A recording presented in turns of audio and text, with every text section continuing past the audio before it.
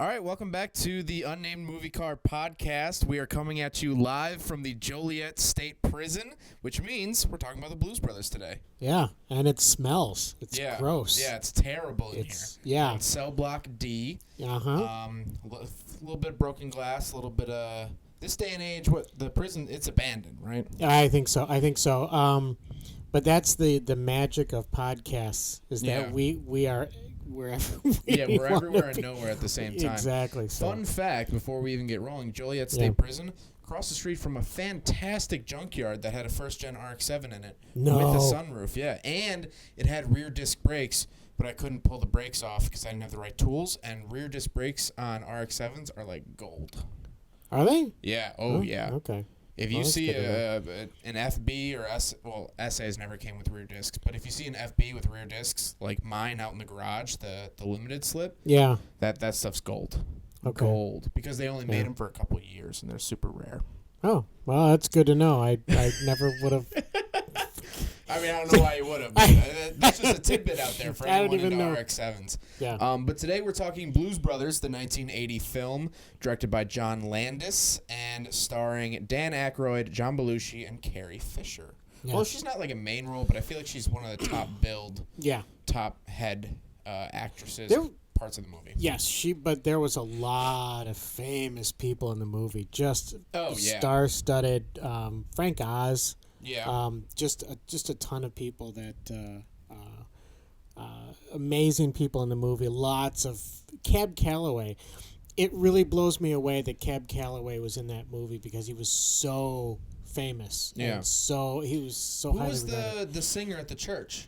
Wasn't that someone famous? Yes. The name's escaping me right now. That was okay. It's no, escaping me. I feel good. Yeah. You know, I was going to say Ray Charles, but he is in the movie. Ray Charles is in the movie as well. Yeah. He's the piano player. Yeah. Conspiracy theory, not blind. Wait, what? What was it? I think it was Shaquille O'Neal. Our favorite. Boy. Well, yes, he is. He is, by the way, He's our favorite. Yeah, Shaquille O'Neal's our favorite person in the world. But he is. He came out and said that he saw Ray Charles driving one time, like in a parking garage or something. You almost spit out your coffee. I shouldn't have said that. I should have let you. I almost did. Was it during a general car commercial, general insurance car commercial, and they had Ray Charles driving? It was a Buick commercial. Ah. Because he also did Buicks. Jeez, that's right. You remember that? What has Shaq not done? What has he not? It's a very small list of things. There's like 3 things in the world that he has. I could see him running for political office. Yeah, I'd actually vote for him. I'd vote for him. You know what? Let's get Shaq in office. Right. Shaq 2024. Shaq. The name is escaping me right now. Godfather of Soul. Yeah. Why can't I think of the name? That's nuts. Siri, who's the Godfather of Soul? James Brown. James Brown. I should have known that. Brown. My favorite sundae from Andy's Frozen Custard is the James Brown jackhammer. No. Well, James Brownie jackhammer. They put brownies in it. Really? Yeah, it's they have really one good. Like that. It's fudge, it's brownie, it's custard. It's the whole lot. It's great. Last time I went there was in the Model A. Really? Yeah, it was 100 degrees that day. And the Model A was cruising. Yeah. It didn't even heat up all that because I kept it moving. I didn't get stuck in traffic. That's the thing. When it's actually moving, that thing's great. You have to keep it moving, and otherwise, though, if you're sitting there, it can get warm. It can get pretty warm. So far off topic, but very far off topic immediately. Blues Brothers, arguably not. It's not about cars. No. No. I wouldn't say it has nothing to do with cars, but it's not nearly focused around cars. But has one of the biggest cult following cars in it. Yes. That's often replicated, very recognizable. Yeah. And that is the Dodge Monaco, the Bluesmobile as it's known in the movie. 1974 Dodge Monaco with a 440 engine, the Cop motor. Wow. Which is a 7.2 liter. Wow. With a 3-speed automatic. Oh. Which is just okay. When there's more liters than gears, it starts to get real dicey. Yeah. That car. Well, so in talking about choosing this as a topic for our little show here, I wanted to choose for this. I see the car as a character in the movie. I think it played a very important character in the movie. Now that I think about it, it's almost a road trip movie. It kind of is. There's a lot of traveling in the car. Like, it's not like they have this car and then I'm gonna throw something out there. Okay. I think honestly it is. Well, they said it was a musical. John Landis said it was a musical. Okay. Because he said, think about it, everybody is breaking into song. There are long musical sections. Numbers. I'm saying it's kind of Wizard of Oz. Okay? So you have, it's a musical, it's fantasy, it's this trip like you were talking about. But which movie had more Nazis? Don't worry, I have some fun trivia about the Illinois Nazis. Wow, that's a tough one. Yeah, I think Wizard of Oz. There was a couple in there that at least, I think at least you didn't know, but it wasn't a plot point. Like it was in Blues Brothers. Some of those monkeys, of the flying monkeys, those flying monkeys. Yeah. But yeah, so Blues Brothers takes place in Illinois. Yes, which I think definitely. I think is a huge. I think you and I both have this strong connection to it because it takes place in our home state. Yeah, yeah. You owned a Monaco. Yes, Dodge Royal Monaco. It came out when you were, what, 40? How old were you? 40, son of I was, let's see, what year? It's 80, 1980. So I was 14. Yeah, so that's like peak age. I mean, that's like... Was I 14? I don't think I was 14. I'm trying to think of an equivalently... What came out when I was 14? When was I 14? When I was... 2011, I was 14. Oh, my gosh. That's hard to So, believe. like... that's like my... I can't even think of the name. 2011, right? Yeah, 2011 I was 14. Because this year I'll be 24. Okay. God, I'm so young. What's the movie with Leonardo DiCaprio where he goes into people's dreams? Titanic. No, Interception. No. Interpolation. No, what is it? It's not Interstellar. Interpolation. It's Interstellar. Inception, right? It's Inception. Yes. That movie came out around that time. That was like the big movie for me. Yeah. Exactly. That was my wow, Blues Brothers. That is hard to believe. Yes, and for me, I was not allowed to see the movie, of course, because I think it was rated R. I'm not sure if it was rated PG or R. I thought it was PG. I don't know. I didn't write that down in my notes. I don't know, but I was not allowed. It was just too violent and all that stuff. I was not. But years later, of course, I did see it. It had a tremendous effect on me.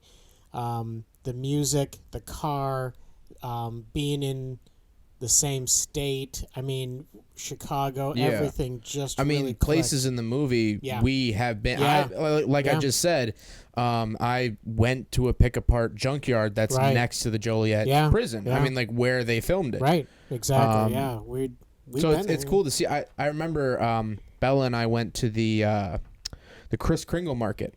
Oh yeah, it takes place in Daly Plaza because of COVID, but it takes place in Daly Plaza because the big statue, Yeah. And I remember I told her, I'm like, this is where they filmed Blues Brothers. She slept soundly through that entire movie of Blues Brothers. How do you do that? I want to get her on the podcast and just have her sleep. Well, she's here right now. Actually, she's just passed out. Wow. She has slept through so many films. Yeah.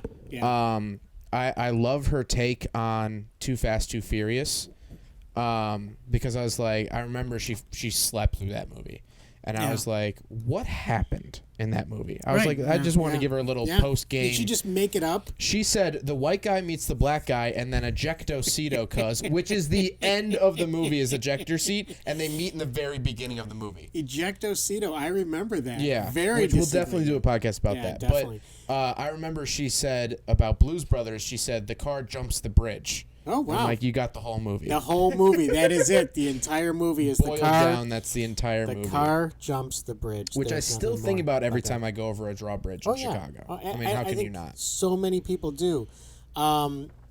There's one of the things about the movie is it is a musical and it is also a fantasy. But what it is, it's a very gritty fantasy. I mean, it's like it starts out in Joliet Prison. Yeah. Joliet State Prison. I think it's state prison. I forget. It's not penitentiary. Joliet, I know it's prison. Yeah. And it was very realistic. Like they didn't wear nice clothes. Yeah. You know, if there was a smell to the movie, it would smell. Yeah. You know, so it was very gritty, but it was a fantasy. And John Landis, I remember he in an interview said that if you add a little bit of fantasy to a movie, you start out normal, you add a little bit of fantasy as you go along. By the end of the movie, remember, the Nazis falling from the sky. I mean, it became this incredibly crazy fantasy at the very end of the movie. Yeah. Spoiler alert. Yeah, well, if you're listening to this podcast, you should have watched the movie, or else this is very confusing. Right. But so you started out pretty realistic. The car jumps the bridge, and you go, yeah, okay, maybe that could happen, maybe. Cop motor, cop shocks, cop tires, maybe. A couple two-tree there over there. Two-tree. Couple two-tree. But so as it gained throughout the movie, you get to the very end, and it's just all completely crazy fantasy. Yeah. Cars flipping through the air. There's, the big car pileups. Which I have some trivia on. Okay. Which I'm excited to get to later on. Okay. But the stunts, the car stunts done in the film, very, very interesting. Okay. All right. Some trivia behind that stuff. I'm on the edge of my seat now. Yeah, I know. And you listeners should be too. So, I mean, it's... But I remember always seeing the movie as a kid. Obviously, you showed us the movie at a very young age. Yeah. Which you did with a lot of movies. To the point where in first grade, do you remember this? Do you know the story I'm about to tell? Probably, but go ahead. We would do a weekend journal every week on Mondays. Yeah. It was like a little, I don't know, like 5-inch by 5-inch square, and we wrote what we did. Yeah. And you had showed us The Matrix that weekend. Oh, good. Yeah, I was in first grade. Yeah, that's what you do in first grade. You watch The Matrix. Neo leaning backwards and the bullets going over him. In first grade.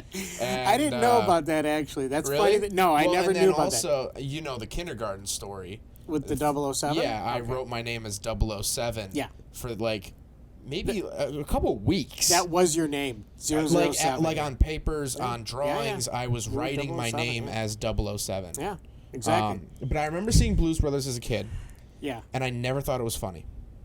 Yeah, okay. I never thought it was a comedic movie. Really? First of all, I told you on the last podcast, I always thought that it was a sequel to a movie I had never seen. Right. Which I didn't write it down, but one of the trivia things from IMDb. Yeah. Dan Aykroyd wanted to call it The Return of the Blues Brothers. Really? Yes. Okay. Which sort of feeds my, issue here. Well, and nowadays with deep fakes. Okay. With deep fakes, they could do a pre-Blues Brothers. But anyway, go ahead. I'm not going to go there. Really not going to go there. They really should not. Because there was another movie that we will not name that came after Blues Brothers that apparently was so terrible, but I think we have to do a podcast on that one because I need to see it. Do I have to watch it? It's got Fred Flintstone in it. I know. Do I have to watch it, though? Because really, it's like pulling teeth.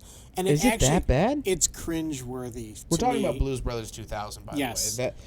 The film that shall not be named. Right. It's cringeworthy. Like this podcast. Yes. Because with all of the rich Wonderful stuff in the first movie.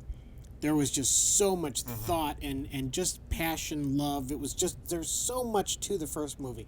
The second movie was kind of like, well, we're going to do some stuff exactly the same way, and we'll throw in, John Goodman, and we're Fred Flintstone. Fred Flintstone, right. And I don't know if you remember Pops from the Speed Racer movie, 2006. That's right. He was. You know what? We should do an episode on that one. Because I watched a video recently from Corridor Digital. Yeah. And they would not stop praising that movie. Really? Praising it. Wow. Well, the visuals of it. If you look at it, it's very interesting that they made a live-action movie look like an anime. Yeah. The racetracks were wild. Yeah. I mean, it wasn't any kind of racetrack that you would have seen in the actual cartoons. Right. Thank goodness. But also the original cartoons, it was like cross-country races. Always, almost always. I mean, it was like we're racing either end of Guam. It was like, okay. Or on an island. By the way, there's a train racing us that's made of gold. One of my absolute favorite, the Mammoth car. Yeah. One of my that melts favorite with a wipe fade. Ain't even animated melting. And it has this wonderful sound. Oh, man, the Mammoth car, It just has this incredibly wonderful sound when it... But that's for the Speed Racer podcast. Yeah, exactly. Okay, let's talk about... Later in life, I started to realize how funny the movie was. Yeah? It's very, very dry sense of humor. Oh, yeah. I mean, ridiculously dry sense of humor. Yes, exactly, And it's not a laugh out loud movie. No. But it's definitely... Like, when Carrie Fisher has the RPG...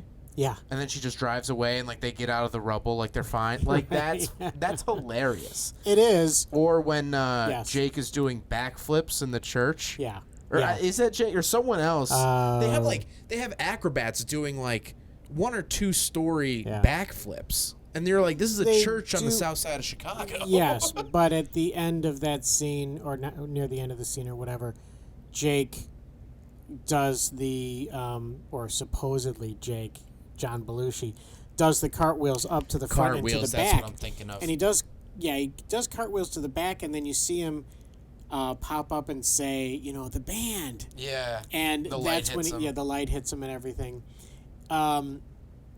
It's such a fun moment, and it's such a cool thing with James Brown as the preacher, and everybody.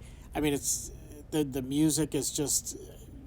Exciting and everything. It's so, but there is a scene, and that scene of the church, if you look at the church, there is the Bluesmobile sitting outside the church. Yeah. And it looks really cool. I mean, I would love to have a poster of just that. Yeah. Of the the Bluesmobile in front of the church. But because growing up, I had the Dodge Monaco. Right. And went to a Baptist church, and so I had the basically the Monaco sitting outside the church. So you were Elwood Blues. I was. I was more like Jake. I was very much more like Jake. Jake was the delinquent though. You were a straight edge kid. I was. So Except I was for kind of M80s and GI Joes, but yes. Well, I didn't. I mean, what kid didn't? I didn't. Well, not M80s. They were regular firecrackers, so they didn't totally blow up. And you know what? The old GI Joes, they were pretty tough. They could take a lot. I burned them, ran over them, stuff like that. But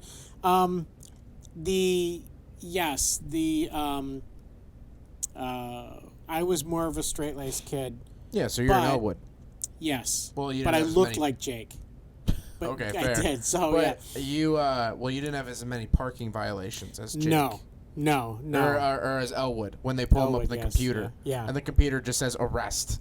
Yeah, that's super real. All right. Because they have SCMODs, state, county, municipal offender data. Wasn't that like made up for the movie? I think so. Yeah, I don't think they had. But now that's like very standard practice. Oh, yes, absolutely. Because that's so funny. Because me, as a kid, I saw that scene where the cop goes back to the cop car and looks him up in the computer. Yeah. And that didn't faze me at all. Because I'm like, oh, that's what police officers do. Right. And when Elwood says to Jake, they got SCMODs. Yeah. He's like, SCMODs, state, county, municipal offender data. So in other words, it was a computer inside the car. Well, that was not. I mean, 1974. Yeah, that was pretty made up.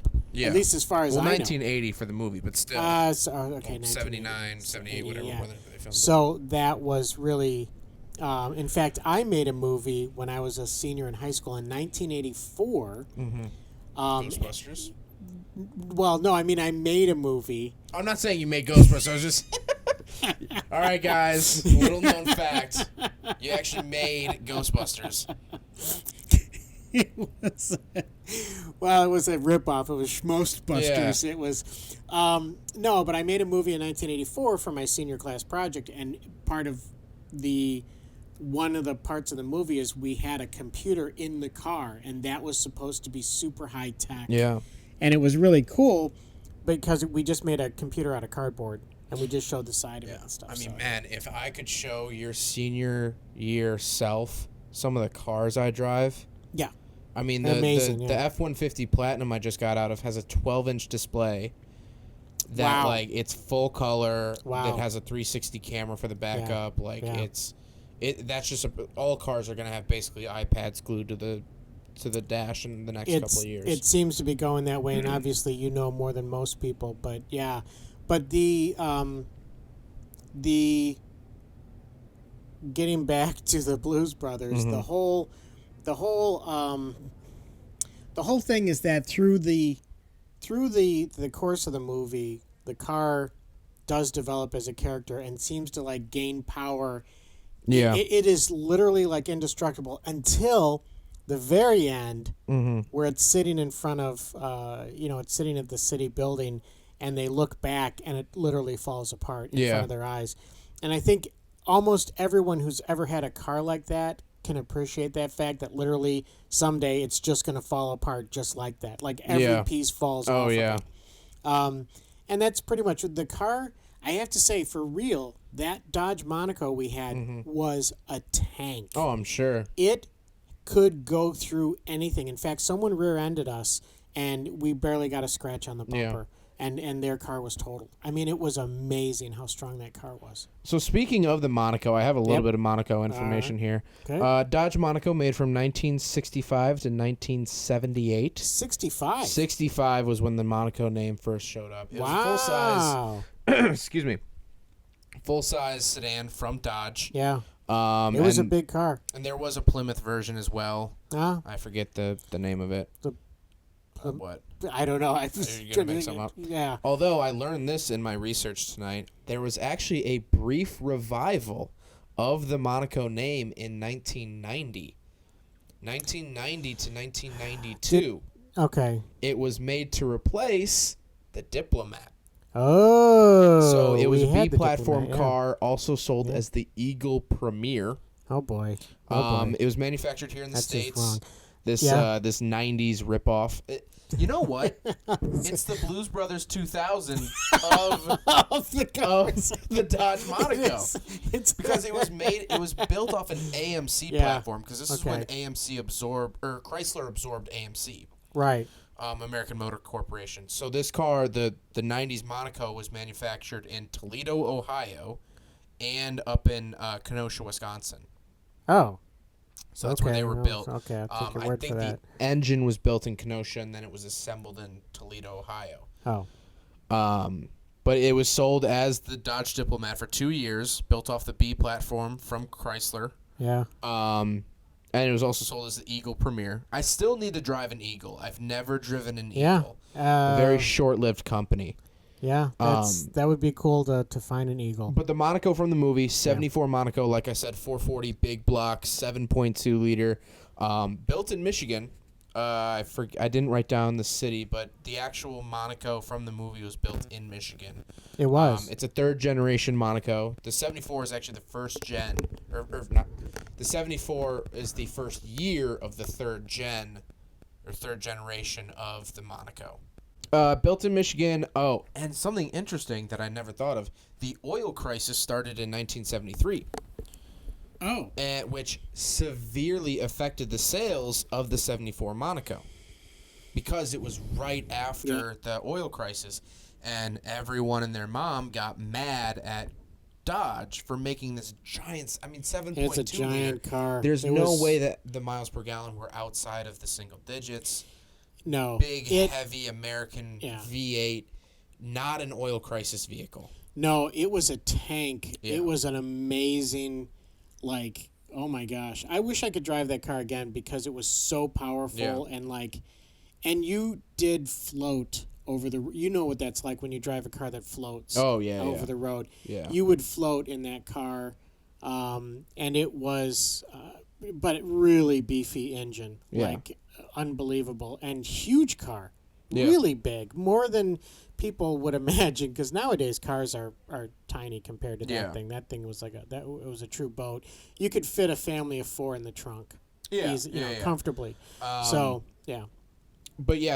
it's a 3rd gen Monaco. Okay. Yeah. I don't really have much more information about, but I know what you mean by like the boatiness. Yeah. I just can't get over a 7.2 liter. I mean, that's just not seen anymore. Yeah. The point I wanted to hit here with the oil crisis. So it really hurt Monaco's sales. Sure. They really didn't sell a whole lot of the 3rd generation because that's when the oil crisis started, which is funny to note because now they're so sought after because of the movie.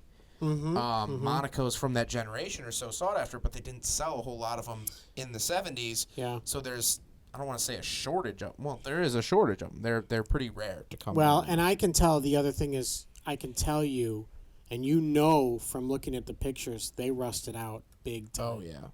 The car that I had, which was passed down to me from my mom and dad, really, and it was the main car that I drove for my teenage years. Yeah. It was so rusted out. It was amazing. It was mostly rust. Which, you drove it for your teenage years, which you graduated in 84. Graduated 84, right. So this car is maybe 10 years old. And the pictures of it are so severely rusted. Yeah. I mean, in just 10 years. Yeah. It was bad. Even the G6 held up way better than that. Yeah, yeah. But well, I mean, technology-wise, things get better, obviously, for, paint, metal, blah, blah, blah, all that crap. But I think part of it is, and too, from the Dodge Ram, that there are certain patterns that develop when water runs down to, like, doors. And they sit behind the panels, yeah. Right, and so if no one takes that into account, and the model doesn't change, and there's nothing there's no vents for the water to actually get out. Yeah, you will get that, and you are going, especially in the Midwest, with salty roads. Yeah, we're screwed. You are going to get a really rusty car. I don't know how you can avoid it. I mean, I don't know. I guess you could powder coat the entire car or whatever. Well, people do. What is it called? Panel greasing, panel waxing. Oh. Man, Adam and I were just talking about this. Yeah.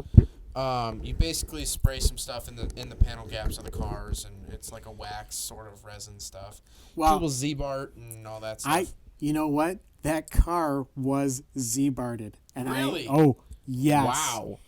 I remember there were yellow tabs.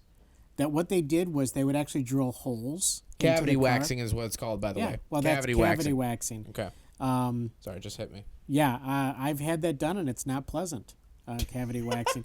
But what I'm saying is that when they had the Z-Bar thing, what they would do is they actually drill holes in the car. They would have a long nozzle that they would put into the car, and it would spray this rubberized whatever. They would Z-Bar it. And it was supposed to. It did not work. Which it's funny, I've dealt with a lot of '80s cars in my life, and discovering Z-Bart on cars, it's almost like finding. Well, first of all, it's worked for the most part. Yeah, my friend Alex's '86 RX-7 still has very functional Z-Bart on it. Oh, okay. And he's actually cleaning it up, but it's funny finding it because it's almost like this relic, or like this like. It's like finding a fossil or something. Yeah. Where you're like, it was Z-Bart. Because Z-Bart was like the thing. Z-Bart was a big deal. It was. I remember my parents being so excited about the fact that it was Z-Bart, and they made a big deal about that. Yeah. That this car had been Z-Barted, so it was rust-proofed. Yeah. You know, it didn't work. Yeah, it didn't work. For this car, it didn't work. But again, that was, I think, in the early years of Z-Bart. Yeah. I'm sure it was just. It was probably just like tar with a little bit of water added pretty much, to it. Yeah. I mean, pretty like, much was just. Well, that's what it feels like to chip off a vehicle. I mean, I had to cut it off of my red RX-7. You had Z-Bart on that? Speckles here and there. Okay. All right. There was one area that had some, and I had to grind it off for like an hour. And it's just these little rubber pellets get everywhere. They get in your hair. They get under your skin. It's awful. It's terrible. It's awful. But how about that movie? Whoa, the Blues Brothers? We've given up on it. So I'm not giving up on it. So that's the Dodge Monaco I want to give. Yes. I want to do that in each podcast. I want to like actually give some history of the actual vehicles themselves. We should definitely do that. Yeah. It's gonna be hard with the Mach 5, but well, I can actually help you out with that. Yeah. But I did print out a bunch of trivia from IMDb.com. Okay. So take this with a slight grain of salt. Okay. Some of it sounds pretty accurate. Some of it, I don't know. But this is literally, if you go to IMDb, this is the same trivia. Okay. So what we were talking about with the cars crashing. Yes. Trivia. Lots of cars. 1. A world record of 103 cars were wrecked during filming. The Junkman in 1982 broke that record 2 years later. And then that record was broken yet again, and I think still held, by The Matrix Reloaded in 2003. They wrecked 300 cars. Oh, my gosh. Yeah, during the filming. So, for 2 years, Blues Brothers held the most wrecked vehicles in a single movie with 103 cars. I remember that was part of the most fun.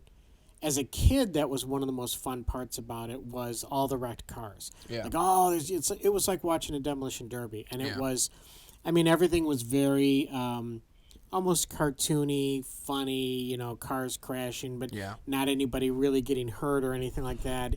It was just cars being thrown every which way.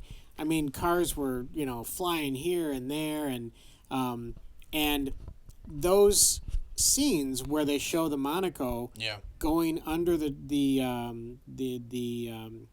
L tracks, that was actual speed. I got a trivia fact about it. All right, Don't you worry about that. Right, well, good. Hit me with it. 103 cars, which is a ton. But going back to what you said, it was so fun to see as a kid. Yeah. Do you remember as a kid, or when I was a kid, more so, there were these remote control cars that you would drive and crash into things, and they would crumple? Yes. And then they would reform themselves? They would reform, yes. First of all, the guy who invented that has a TikTok account, and he's been, like, talking about the history of that and, like, how he came up with it. Okay. Which is it's just been interesting to see. But second of all, I don't know what it is about childhood psyche, but seeing things crash, I think it's like the nuance of it, of like, oh, that's not supposed to happen. Yes. And then seeing it happen is kind of cool. Yeah, it was. I remember as a kid going to a demolition derby and actually watching cars, like real full-size cars in real life, slamming into each other and crashing, and it was a lot of fun. But because it was a mud track and the cars couldn't get up much speed, so there wasn't, nobody got hurt or anything. So it wasn't like watching a car accident or something, which is horrific. That is absolutely horrible, a real car crash. But I think the thing about the movie was that because it was so stylized, because it was so much fun. I mean, you think about it, one of the cars, jumps into a truck. Yeah. And John Candy says, "Hey, we're in a truck." And I mean, it just is, it's funny because it's so, I love John Candy in that movie.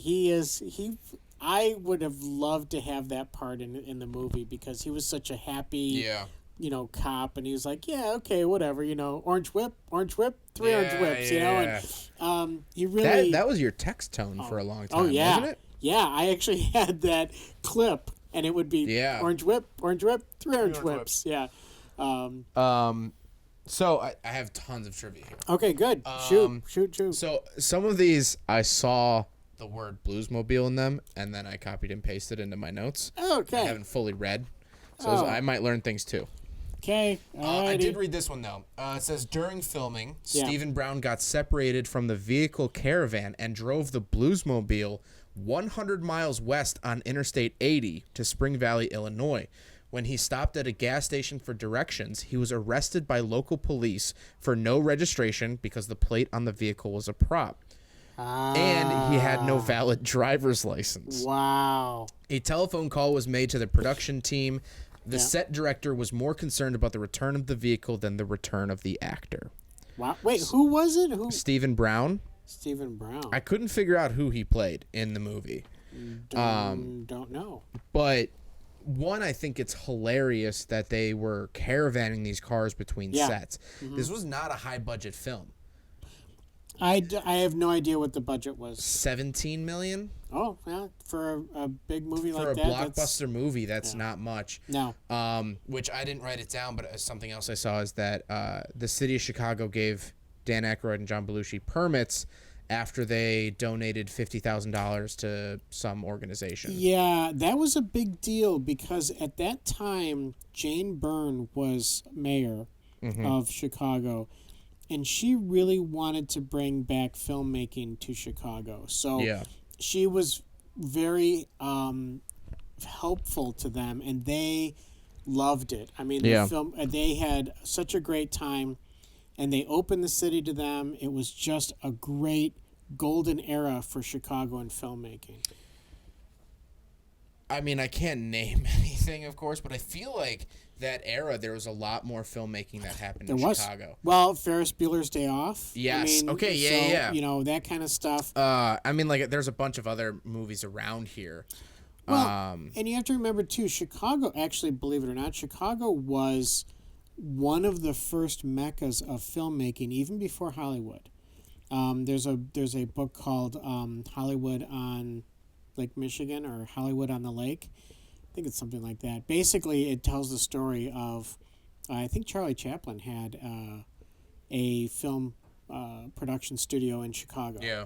So the idea was, for a while, filmmaking was big here, but the Midwest, the weather is so awful. Half the year. Well, I know even like talent-wise, I mean, Second City is here. Oh yeah. And so, but I feel like Second City isn't really, I don't want to say breeding comedians like they used to. Didn't we get Stephen Colbert and Steve Carell and like a lot of Nick Offerman came up, from Parks and Rec. He came up through Second City. Well, Second City was all the Saturday Night Live crew. Yeah. And that was Dan Aykroyd, John Belushi. Those people came from Chicago, from the I was going to say comedy club. That's not right. Yeah. It's from Second City. But then there was also the Second City comedy troupe that did Second City television, and that was Eugene Levy. Oh, wow. That was John Candy. Wow. Yeah, so Second City was huge and played a big part in all that. But my point being, what's still made here? We had one of the not arguably the best Batman movie ever was filmed here. I think so. The Dark Knight, Yep. hands down, the best superhero movie, like one of my favorite movies of all time. Yeah, that was filmed here, and I remember that. And then the third of the original trilogy Transformers movie was filmed across from Marina Towers. That was where the bad guys' hideout was. Yes, and part of that was, again, the city was trying to reboot because that was both the same era. Was that the end of Mayor Daley's? I believe Daley it was Jr. Daley. Yeah, Daley Sr. was a real weirdo. Yeah, he was in office like forever, and then and then there was a couple mayors in between, and then Mayor Daley Jr.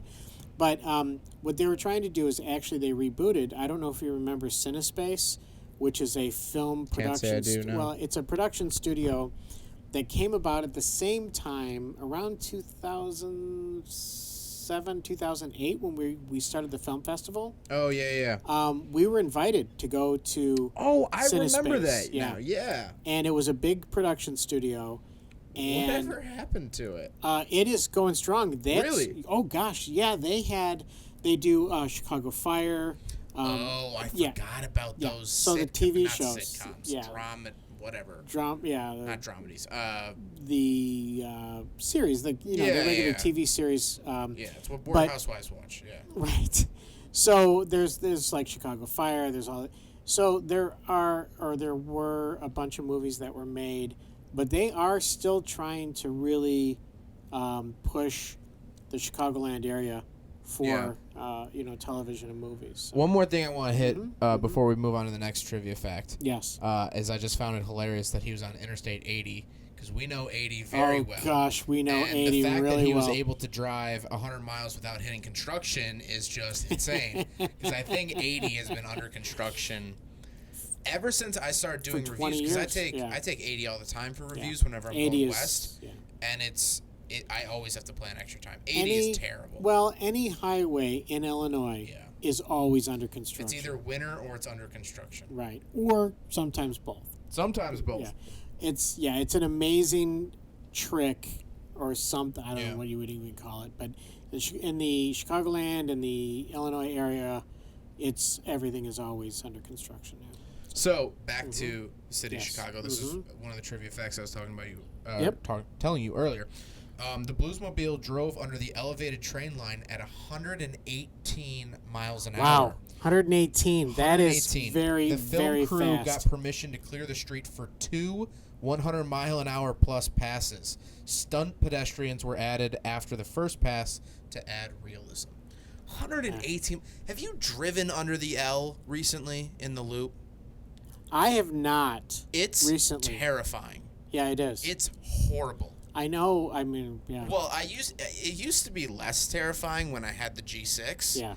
Because, you'd scrape up against the poles, and you're like, that's whatever, that's part of the decals or whatever. Right. But now having my nice car, driving, man. It is scary. Yeah. Doing 30 under there, it's terrible. It is scary. Also, something that was never an issue. You crackling again? Yeah, I think I'm cracked. Yeah. Are you? I think it's gone. Okay. Go ahead. Another thing that no one thinks about, Lower Wacker Drive? Oh, yeah, definitely, yeah. Google Maps cannot find you. What? When you go on Lower Wacker, your map, even in the car, on your phone, whatever, goes dead. It cannot find you. Wow. I don't know what the heck is, because I've gone through tunnels before, but it completely loses you. Well, and it's funny, too, because if you watch the movie and you try to follow where they're going and how they're going, it doesn't make any sense. If you actually follow them and go, oh, they're here, now they're here, now they're here. Their trajectory is insane. It is absolutely nuts. It goes all over the map.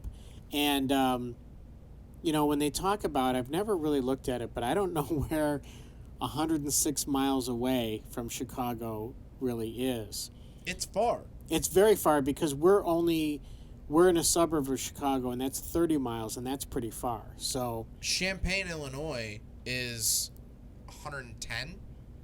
Okay. So they're looking at somewhere around there. Yeah. And that's 2.5 hours away. Yeah. By modern 70-mile-an-hour cruising cars. Right. So, yes.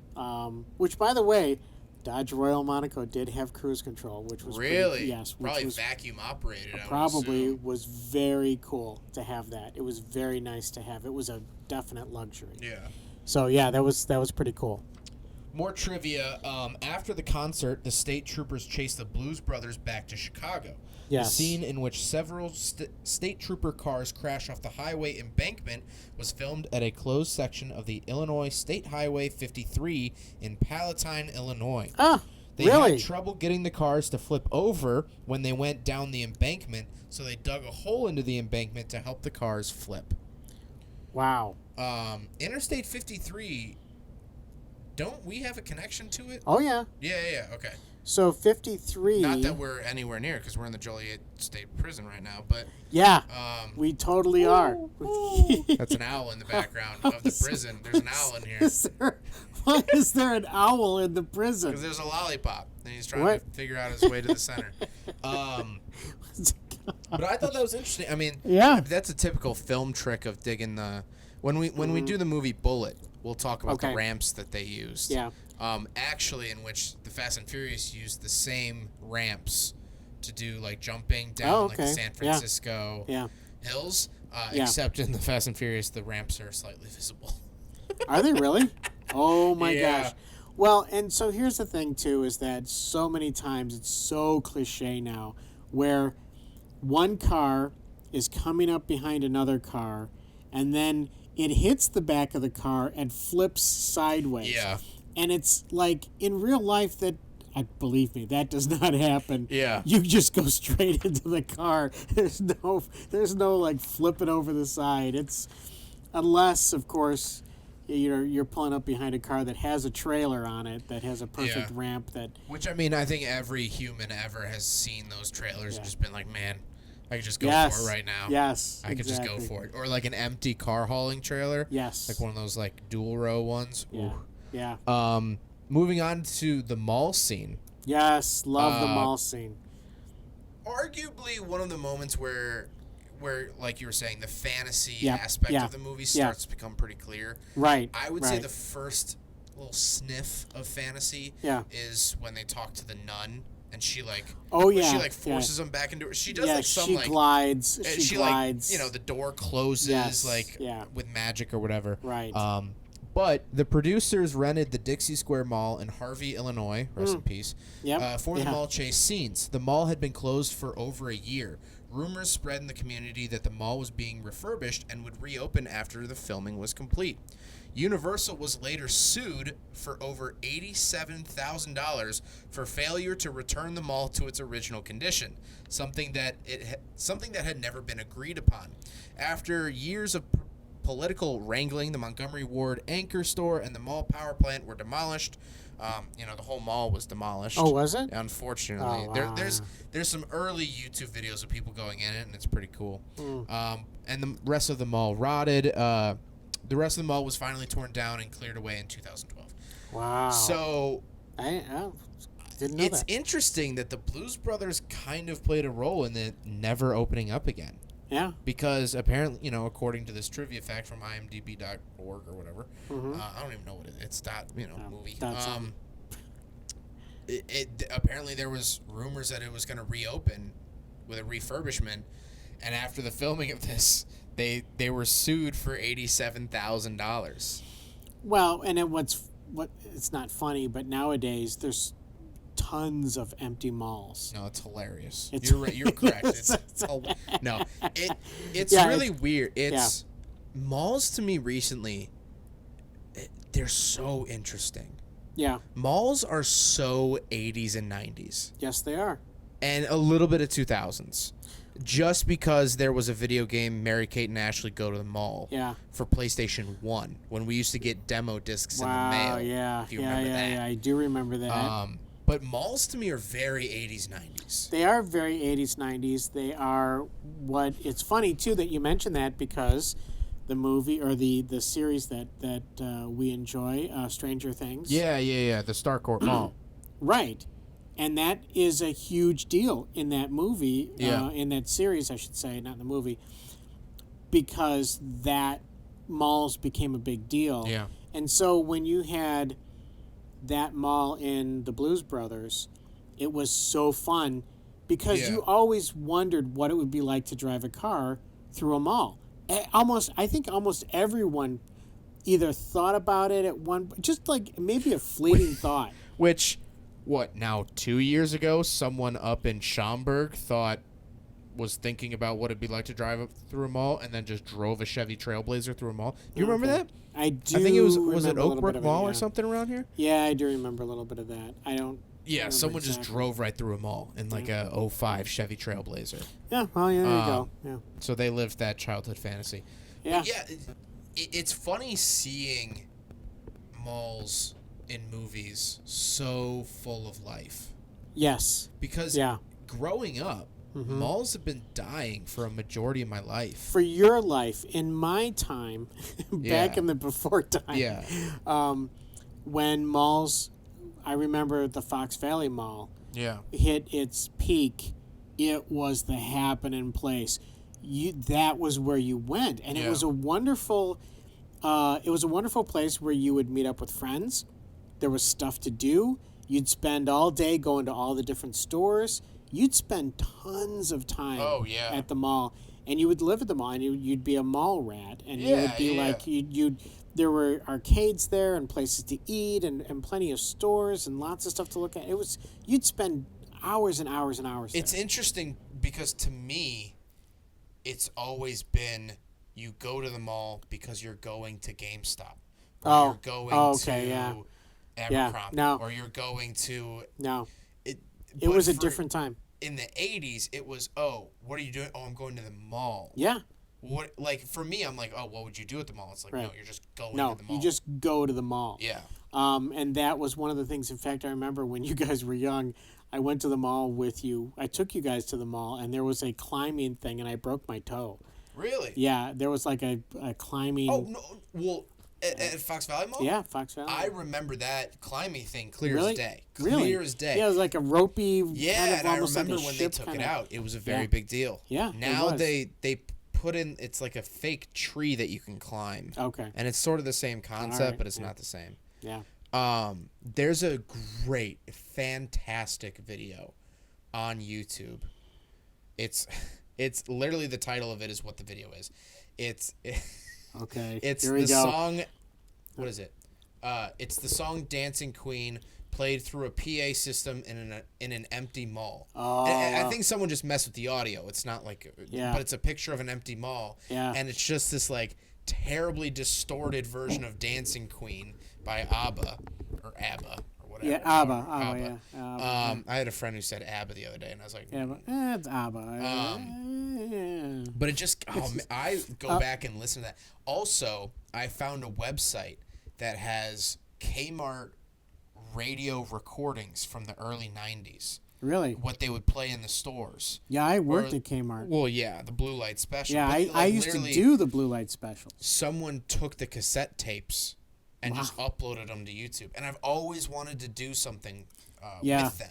Well, it's kind of, honestly, that's kind of, Dancing Queen that would be played in a mall, that's an empty mall, is kind of creepy. There's, I think malls, when they first started, were really cool. They were a mini city. Yeah. It was a really cool place to go. Nothing like that ever existed before. Right. And so you go in this mall, you'd meet up with your friends, you had tons of stuff to do. And then all of a sudden, they started to wane, and as the internet, the interwebs became a thing, and people started buying things online, the big store, there was less reason because you could do all of your social interaction online as opposed to going to the mall. Yeah. And a lot of times... As well as shopping. You could do all your shopping. Interaction. I went to the mall recently to buy jewelry. Yes. And because that you can't really do online. Right. But I hadn't been to the mall in years. Yeah. I mean, years. Yeah.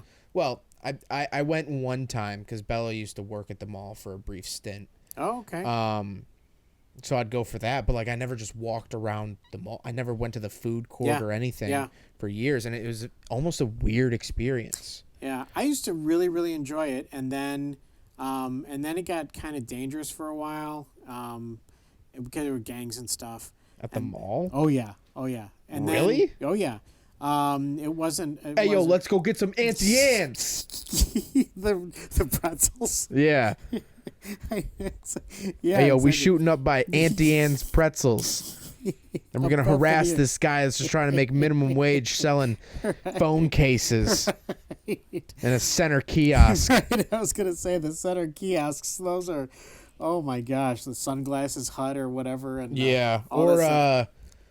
what does Paul Blart's girlfriend sell? It's like hair extensions or something in the mall. Yeah, I think it's something like that. But that is truly an American staple. institution. Yeah, it's an American institution. Is the mall, but it's obviously very much dying, and we can see that in this giant mall that's very close to us. They're tearing it down. I was gonna say, half of it's gone. Yeah, exactly. So, which they're gonna put up luxury apartments.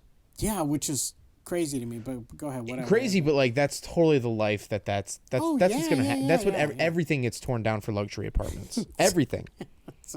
Right. Exactly. Yeah. No. Yeah. It's true. So getting back to trivia. We skew real hard on this podcast.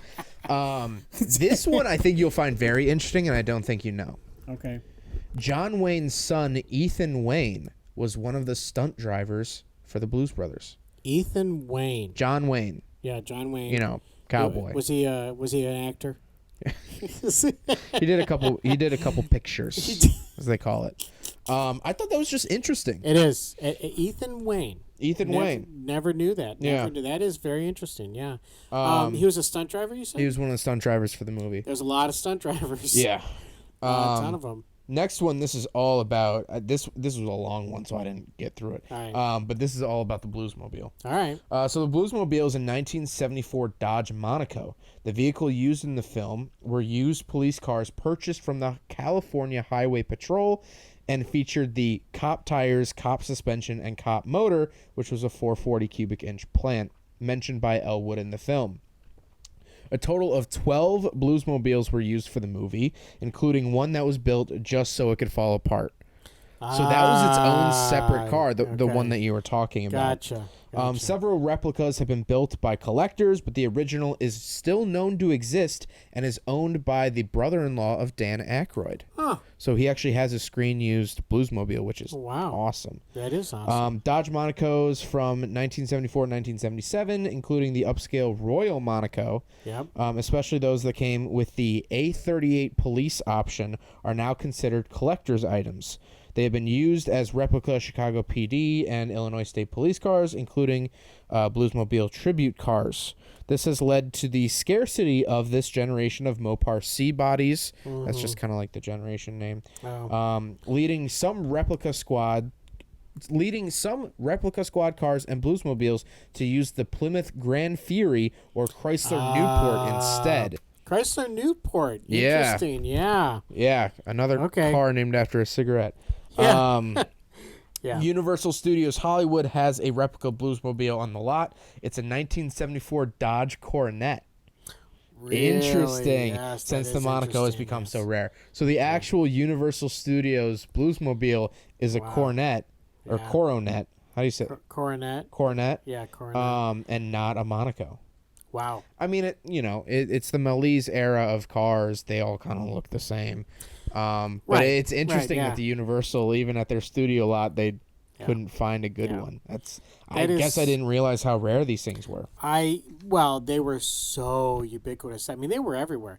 Even though you say that there weren't many that were sold, there was a lot. I mean, they were, because remember, they truly were used as cop cars. So for a long time after that, they were sold at auction. Yeah, and also the vehicle climate here in America in the late 70s, imports weren't really a thing. Right. We had Volkswagens for sure. Yes. Volkswagens were like kind of almost the first imports here. Yeah, probably. Yeah. At least first mainstream socially accepted ones. Yeah. Honda was here in the 70s, but it was like a guy named Tim could get them imported for you. Like it wasn't like there wasn't a Honda Superstore of Joliet, shout out, that you could just walk in and buy something from. Yeah. No, totally get that. So a lot more American cars were on the road, obviously. Yes.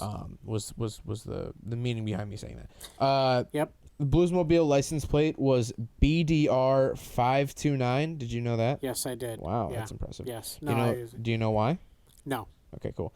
It's a reference to Dan Aykroyd's motorcycle club, the Black Diamond Riders. Their clubhouse was located at number 529 on a street in Toronto. Wow, totally did not know that. So that's an Easter egg of the movie, is that the license plate of the Bluesmobile was actually just a reference to a motorcycle club that Dan Aykroyd was in. Wow. Which is impressive to me because I feel like actors nowadays don't have that much influence on films.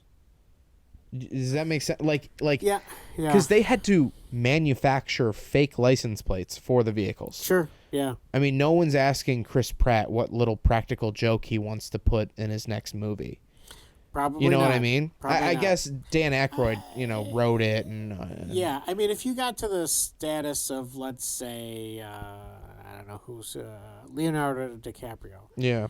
Yeah, he probably could say, throw this little thing in the movie. He could, but when do they? Like, that's what I'm saying. Like, people don't like toss in little Easter eggs like that. I feel like. Besides Pixar, Pixar's all about that. Yeah.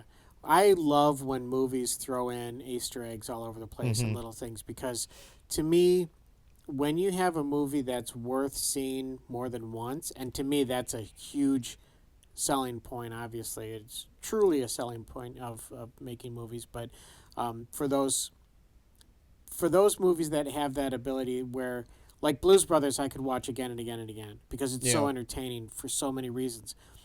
But when you have something like that, when you can throw in Easter eggs and you go, oh, look at that, or I saw that for the first time, that's the kind of stuff that really makes really, to me, movies that makes them classics. Is that if you have those little things here and there, and you can pick them out, like you said, Pixar, all sorts of stuff all over the place. Yeah, my favorite Easter egg of all time is the ending credit scene of the movie Cars.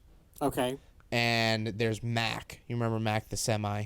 Yes. And they're at a drive-in movie theater. Yes. You know the scene I'm talking about? Yes, I do. And they show a clip of Monster Cars right. and then Bugs Life Cars. Right. And the guy who plays Mac, he's like, wait a minute. Yeah. They all sound this. It's because it's all the same voice actor. He's in all the different movies. Exactly. And that is my favorite, like, breaking the fourth wall, sort of Easter egg moment in any movie, I think. It is.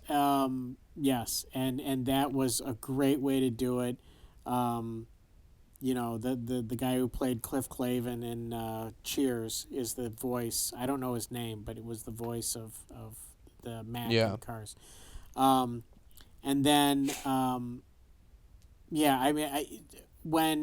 in the Blues Brothers, there's bunches of little things here and there. But I love the name of the beauty shop that Carrie Fisher works in. Carrie Fisher's character works in in Blues Brothers. In the Blues Brothers, yeah, she works in a nail shop called Curl Up and Die, and you don't see it for very long. You see just a really quick thing, but then a funny joke in and of itself. Yeah. Well, exactly. Yeah. And the idea of it's like a hair salon and nails and but then you mix that with her character, which I think was a fun thing to add to it because you're like, what the heck is this girl trying to kill him for? Why is she after him?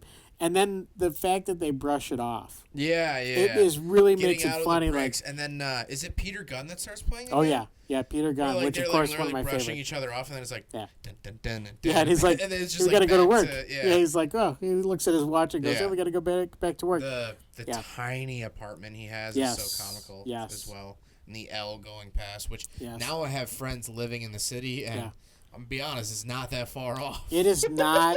It is not that far off. I used to work in the city, and literally all day long, and you get used to it. You really get used to it. Well, I love that scene because they must have.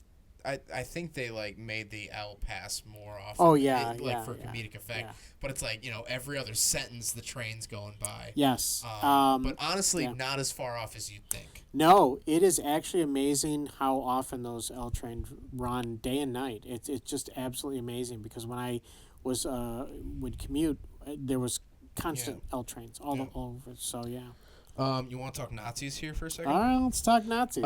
So the Illinois Nazis use a 1975 Ford Ltd Wagon and a 1977 Ford Pinto wagon. The Pinto. Henry Ford, who formed the Ford Motor Company, was rumored to be a Nazi sympathizer in World War II. Wow. And it's less rumor and more just something that happened. There are discovered letters between Henry Ford and the leader of the Nazis. They actually were pen pals. Great. So the man who gave us the assembly line and revolutionized the auto industry was a huge anti-Semite. Wow. That's interesting. So I don't know if that was known in the 70s and like that was kind of a tongue-in-cheek joke that all the Nazis drove Fords. Fords, yeah, maybe. I mean, well, that's true because everyone else was driving, Dodge Chryslers. Yeah. And if you had them driving Fords, I think that could have been a tongue-in-cheek sort of nod to. Yeah. I think too. There were so many things thrown into that movie, and so many things that they did plan, but how they got it done as quickly as they did, jamming as much information into that movie as they could, it boggles my mind. Again, I think the reason why a good example, Aretha Franklin has this awesome song that she sings, Think, and she sings this in Blues Brothers, and it's great, and it works, and it works on so many different levels. It's great. Blues Brothers 2000, they do the same thing. It's a remake, and she's singing a different song, and it's like, okay, you did this with Aretha Franklin before. Don't do it again. Yeah. That's one of the main issues I have with a lot of remakes is they're just literally redoing the same thing over. I feel like we owe it to ourselves to do a podcast about Blues Brothers 2000. We do. Yeah.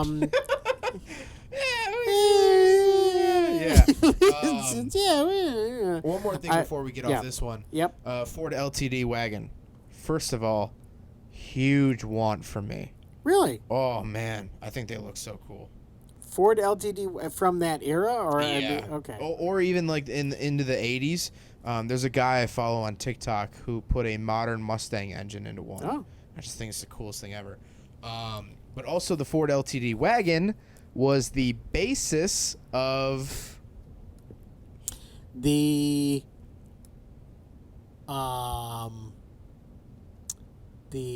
lead car in Arachnophobia. No? Close, but not at all. Okay. It was turned into the Family Truckster. Oh, the Ford LT wagon underneath. Yeah, I love the. You know what? We hadn't talked about the Family Truckster before. That's another one that car plays a character in the movie because it's a fictional car. Right. It's not a Ford Ltd Family Truckster. It's something, I forget the brand name, but Family Truckster. Right. And it's such. It has like 4 headlights on the front. It has 4 headlights, 4 taillights. It's long. It has the wood trim down the side. It's such a commentary on vehicles of that time. Right. Because in order to show elegance and to show wealth in a vehicle, you added more chrome. Oh, yeah. You added more headlights. Yeah, the Dodge. The more things that you bolted onto the front of your car, right. It was sort of this status symbol. Think of the Cadillacs or anything with a hood ornament. You know? And they poked fun at that so brilliantly with the Family Truckster. Well, and the Dodge Royal Monaco, which was the upgraded version, was lots of chrome. They added lots of chrome to that. And what do you call them? Garage door headlights? The flip-up headlights? Oh, yeah. They weren't flip-up headlights. They were... It's like a garage door going up. Yeah, exactly. And did it have a vinyl roof? I think it did actually have a vinyl roof. It's just like your parents' Lincoln Town car. Yeah. Which had a vinyl roof. Yeah. That was just stretched over the metal. Right. Exactly. There was no reason for it. It wasn't a convertible. No. It wasn't. I mean, stuff like that is so obnoxiously unnecessary. Yeah, I don't like stuff like that. I've never liked cars that had that because it's like they're trying to pull off being something else, but they're obviously not. You're not a convertible, so don't try and put a convertible. When I was in college, there was a. That was a long time ago. There was like it must have been like an 07, that era Nissan Altima with a vinyl roof. Wow. And I later learned it was an option. It was? Super rare. What? Okay. Yeah. All right. It was literally fabric stretched over a Nissan Altima roof. Yeah. Terrible. Stupid. Yeah. I only have one more trivia fact in here, All and right. it doesn't have to do with the car, but I just thought it was so funny. Yeah. If I can turn the page. Don't know. Here we go. For the 30th anniversary of the film, the Vatican newspaper, which I'm not going to try to pronounce how to say that. Okay, I will. La Azzurvorte Romano. Okay, great. You nailed Spin-off of Ray Romano's show. Right. Called Blues Brothers a Catholic classic, recommending it is a good viewing for Catholics. Oh, okay. Well, I could kind of see that in a way. I could kind of see it and also not. Yeah. I understand that, we're on a mission from God. Right. A lot of that. Yeah. And being the nun in the beginning, trying to do right, hitting him with the ruler. Right. But I feel like the whole jailhouse, the whole dinner scene where he's chewing with his mouth open with the lobster and shrimp and all that. Yeah. All the drugs, honestly. If they knew how much drugs John Belushi was intaking, I feel like the newspaper would not have put that. Yeah, but that's I thought odd. That's odd. The Vatican newspaper said it's a must-watch for Catholics. It's very progressive. They're very progressive. Yeah, well, the 30th anniversary, that was what? No, wait, that was 2010, right? Yeah, 2010. Oh, jeez, so it's up past its 40th anniversary. Well, wait a minute. If it was what year was it done? 80. So 80. Yeah. Oh my gosh. 41 years ago. 41. As of the recording of this, which will probably come out like in 2 years or whatever. Yeah, exactly. Which is hard to believe that in 9 years or so, 9 years, it'll be half 50 years old. Half a century. Well, it still blows me away that this year our Model A is 90. Yes. Which, totally off topic. Someone commented on one of my videos that our 1931 Ford Model A is a pre-May 31 Ford. How do they know that? The fuel shutoff valve is in the engine bay after May. Oh. They moved it. Now, that's according to a random commenter. Okay. So take that with a bucket of salt. But I thought that's interesting, and I'll text. I should text Paul.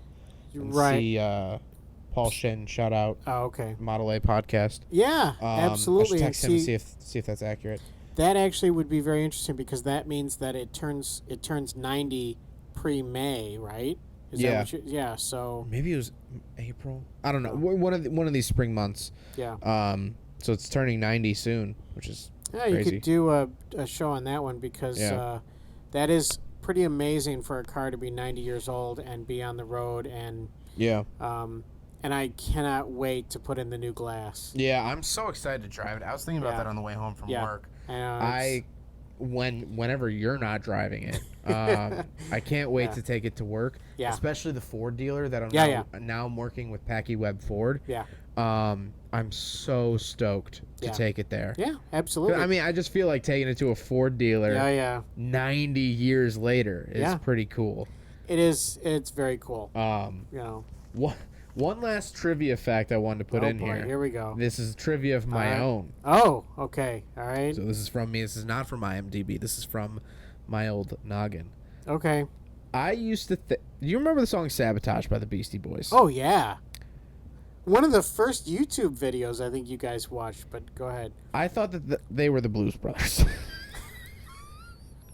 I thought that music video was either a spin-off or contained clips from the Blues Brothers.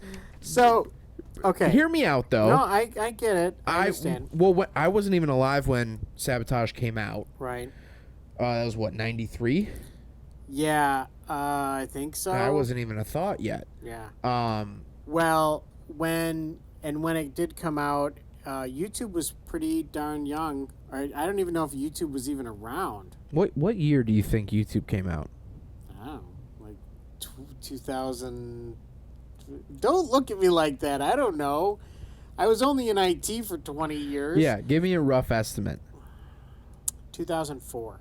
Wow, 2005. Okay. Okay, so you're right there. So think about I saw that online, and I must have been what? I was under 10. Yeah. I didn't really have a good brain at that point. I So- thought Sabotage, the music video from the Beastie Boys, was the Blues Brothers. So that was the pre-Blues Brothers movie.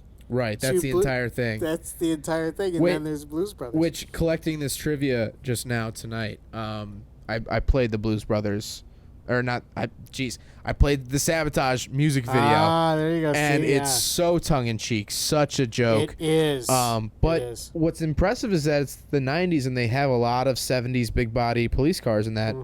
So I think that's why I mixed it up, because I just saw these big square-body police cars, and growing up with round-body Crown Vics, I thought it was all the same thing. Yeah, and they made, and you did. I mean, that was a very one of the first like videos I remember showing you guys as a kid. Yeah. And I thought you guys would think it was cool, but I used to run around and make movies like that, where we would just goof around as kids, and we would just take the Super 8 movie camera. Oh, the copyright claims you guys would get.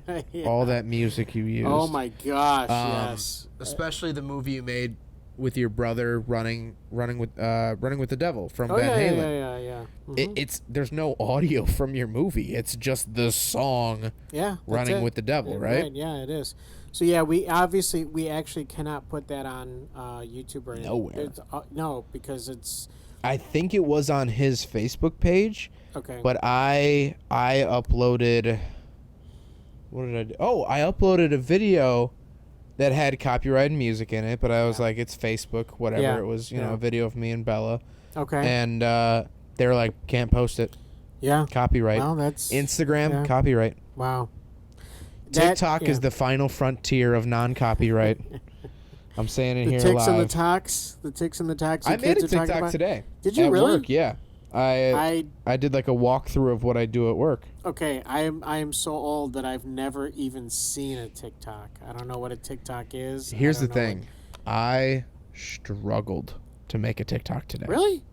Well, what's that all about? The user interface, it's also new. You can add text and music, and you can have it you could just upload clips and it times it to the music automatically. What? You can add filters and stickers, and it's all very confusing. What is this magic you To speak accomplish of? one single task was rather complicated for me. Really? So I am starting to get aged out of.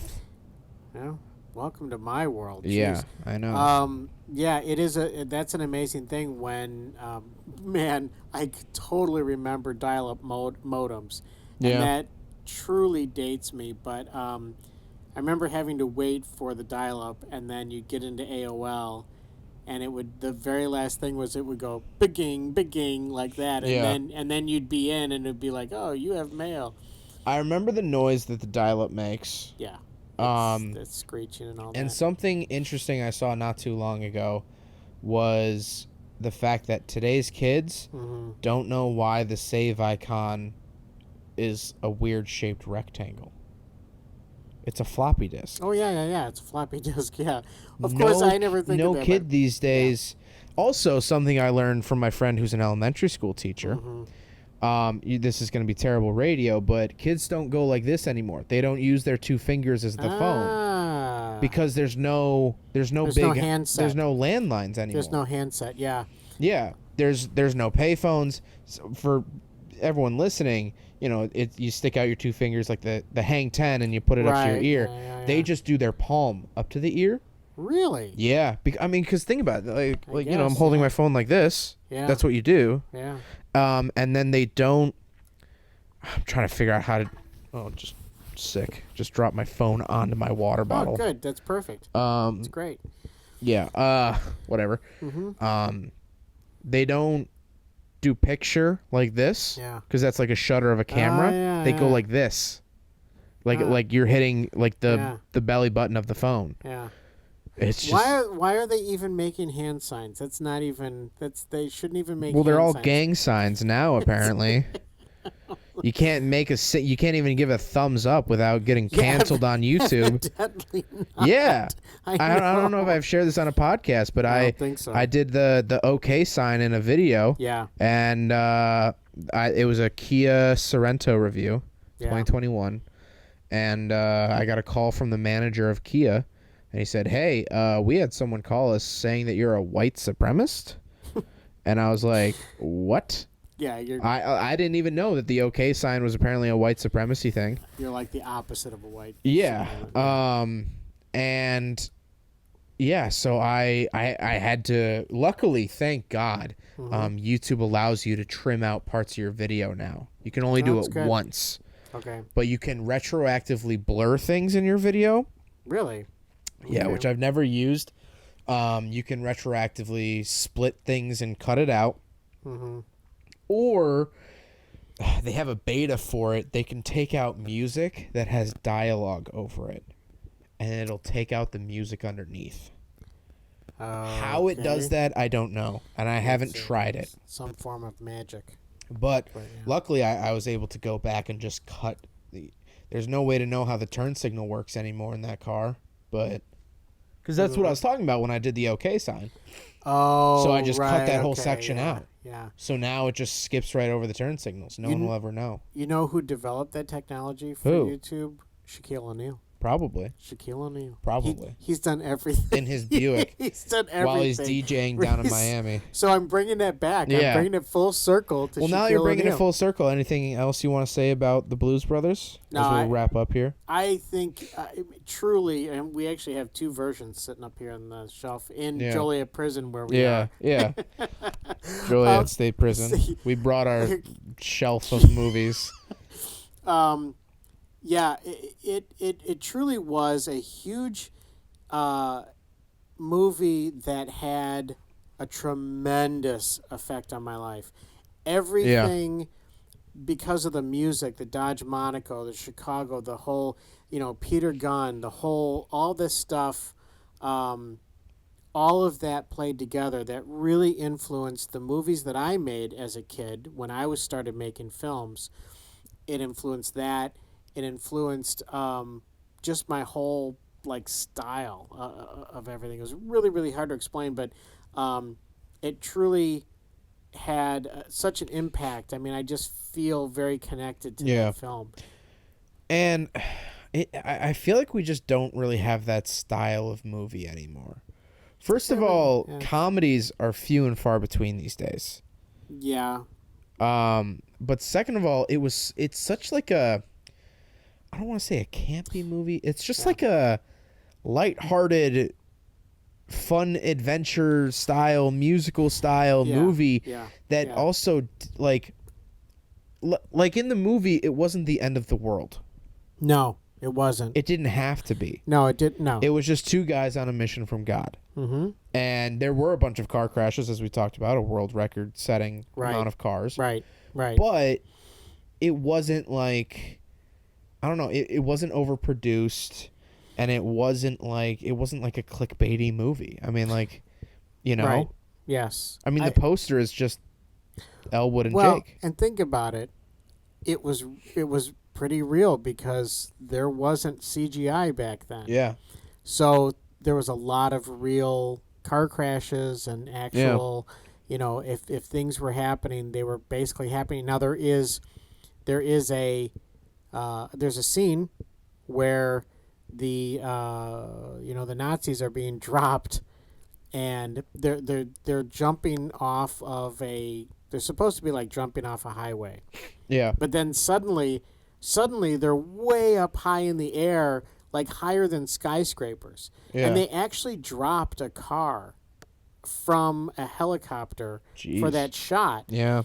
Now, that was an amazing feat in itself, but then there's some blue screen or green screen or whatever, or rear projection. Blue at the time, but rear projection. Probably, rear projection at the time. When they were in the car. Yeah. But that's one of the few, I think, real true... If you want to call it VFX. Yeah, exactly. So that's part of it. I mean, I wish it's great for some things to have the visual effects and the special effects and all the CGI stuff now, but I think it's nicer if, a lot of the James Bond movies had, they had practicals, so practical effects where he was actually hitting those women. he was. What's his? Sean Connery has a Sean Connery, yeah. terrible interview. I think with Barbara Walters. Probably, yeah. Where she's like, "Do you regret saying that it's okay to hit women?" He's like, "Nope." Yeah. He was like, "Sometimes you gotta hit them." Yeah, it's like 2006. Yeah, that was like this is like later in his life. Yeah, and it's like, not such a good he's thing. doubling down. Yeah. But they had a lot of practical effects, and I like I say, it's nice, but there's just so many special effects now in movies, and sometimes the story really truly gets lost in all the effects and everything. Yeah. But, it was like I say, I think it was a very gritty movie. It had a gritty look to it. Like nothing was clean. Think about that. Yeah, it's true. I mean, they're in the prison. They're in the prison. They're in the apartment. That was a terrible apartment. They were. Was it like a diner, like Roadhouse that they were in with the chicken wire? Yes, they were in the chicken wire. That's a gritty place. They were in the diner where they picked up McIntyre Murphy, and Aretha Franklin sang her song. Yeah, that was a very gritty. They're on Maxwell Street. Which, I was just about to ask you what street they were on. Maxwell Street, and I've been on Maxwell Street. That's the Orange Whip scene, right? No, that was at the.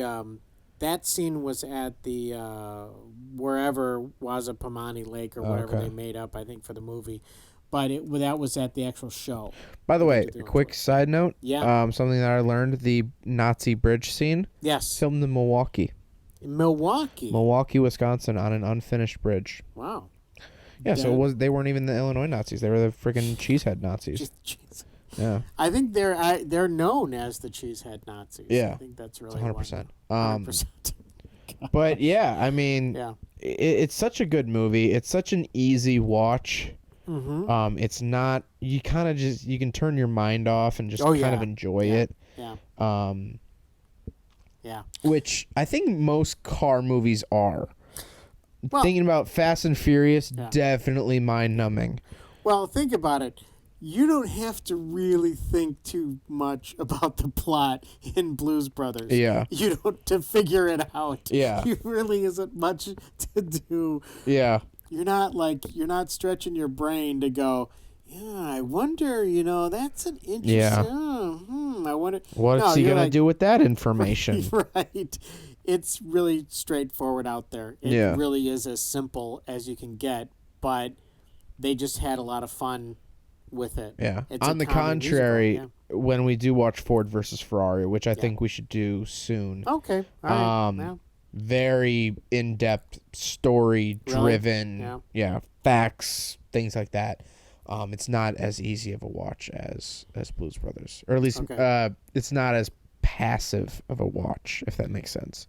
Right. Kind of have to engage yourself. Where Blues Brothers, you can kind of throw it on whenever. I've actually had it on when I was doing something else. Yeah. Just because the music is great and all that. So, it is truly one of those that you really want to own it because you want to watch it all the time. Yeah. And all that stuff. And it's something you could easily watch over and over again. Oh, easily, yeah. So that's one of the things that has made it so endearing.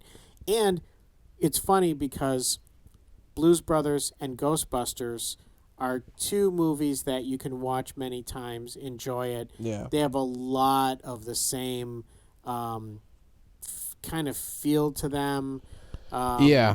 They're entertaining. You don't have to really honestly think too much about them. Right. But again, they have a lot of extremely entertaining. They both have very classic cars in them. They have very famous cars in them.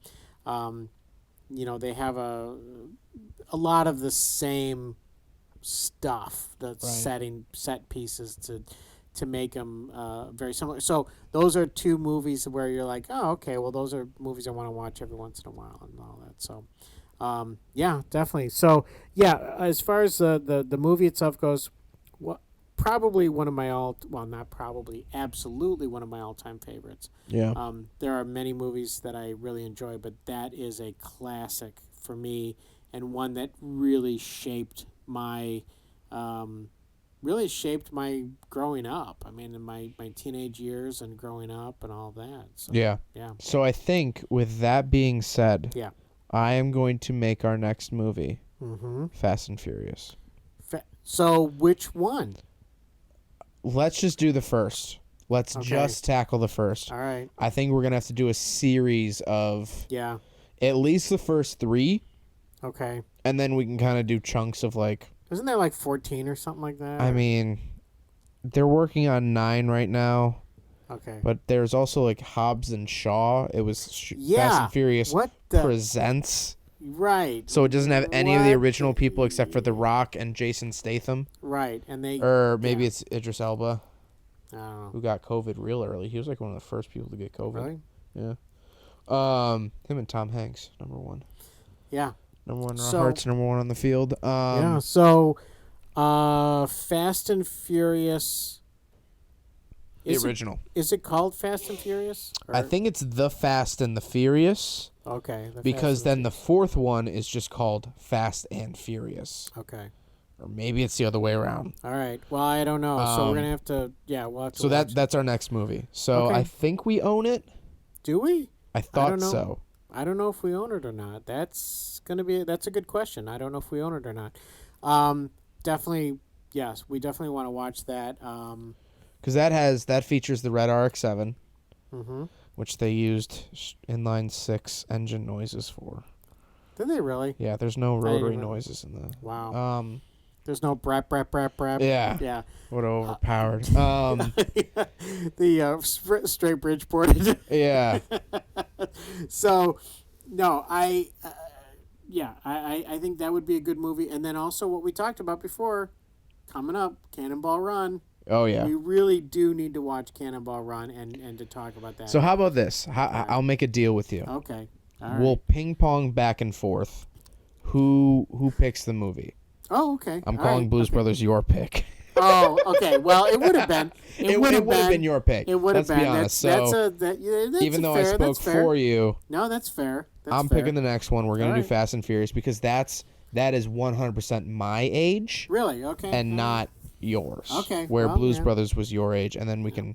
So then, yeah. So I'm picking Fast and Furious. That's my pick. Okay. All right. Although I think Too Fast, Too Furious is my favorite of them, but. Well, let's go in order. Yeah, we could also, by the way, do some of the takeoff, the knockoff joke movies. Oh, 100%. We're gonna 100%. We're gonna do this. There was a like Red Line and. There was one that I watched that actually they did a really good job at making fun of The Rock. Oh really? Oh my gosh! Or was it Vin Diesel? They did they had someone who did Vin Diesel. Yeah. And that was good. And then they had someone who did The Rock, and it was great because he was always using baby oil to like oil up his muscles and stuff. And there's a guy who has a replica RX-7 from the first Fast and Furious. Really? And he looks 90% of like what Vin Diesel looks like. Really? He's a little bit chubbier and a little bit shorter. And someone posted a video, and the first comment was, "It's Vin gasoline." And I think about it all the time. He's like taking pictures with people. He looks a lot like Vin Diesel. Really? But not 100%. All right. But he has a replica RX-7, which is funny. Dom in the movies has ever only owned one import. Really? And it's a red RX-7. The rest of them have been Mopar Charger products. Yeah, Mopar is that's Mopar or no car, baby. That's what people say. Yeah, I used to drive parts delivery for Mopar. Yeah. I didn't know that, actually. Yes, I drove a delivery for Chrysler, Bob Kohler Dodge in Naperville. Oh, okay. And I drove a delivery truck, and that was a very difficult job. But anyway, because everybody was yelling at you and throwing parts at you and stuff like that. So, yes, I actually am very similar to Vin Diesel in the fact way? In the fact that I'm nearly bald. Okay, that's one way. Nearly bald. Yeah, you're not even fully. Right. So that's but I'm like his twin though. Besides that. Oh, you know what? I take that back. In the movie, he has a black Honda Civic as well. Oh. All right. Well, then never mind then. But ever since the first movie, after that, he's never had an import car. Even, spoiler alert, he makes a cameo in Fast and Furious Tokyo Drift in Tokyo, Oh, yeah, he does. That's right. At the very end, he has a Dodge Charger in Tokyo. Yeah. How did he do that? How did that happen? That's not real. Yeah. I mean, also, I went back and watched that recently. We will do an episode on Tokyo Drift. They RB26 swap a Mustang. RB26 is a Nissan GTR engine. Oh. Which is one of my favorite engines. RB engines are awesome. They're straight six turbos. Okay. Did not know that. And because there's a song called Mustang Nismo. Ah. And I never put this together as a kid, but they actually put a GTR engine into a 65 Mustang fastback. Wow. Which is just so sick of an engine swap. Yeah. But yeah, so we'll end this episode of Blues Brothers not even talking about Blues Brothers. Right. From the Joliet prison. So, yes. Next episode, episode 2, because this is episode 1. Yeah. Our first episode, I'm calling episode 0 because it had no point at all. Right. None whatsoever. And it was just a pilot. Next episode will be The Fast and the Furious, the original, 1999, or it might have been 2000. I want to say 99. Hard to believe that was 22 years ago. If it was 99, that's 22 years. Yeah, and they're still doing that. Hard to believe. So, yes. Yeah. So that'll be the next episode, and then at the end of that episode, you get to pick whatever movie we do next. All right, sounds good. So thank you all for listening. If you've listened this far, social media, shooting_cars, YouTube channel, Shooting Cars. If you're not listening on YouTube, you can find it on Spotify, Stitcher, iTunes, the whole lot. That's where you can find the podcast. So, thank you all for listening, and we'll see you next episode. See you next episode.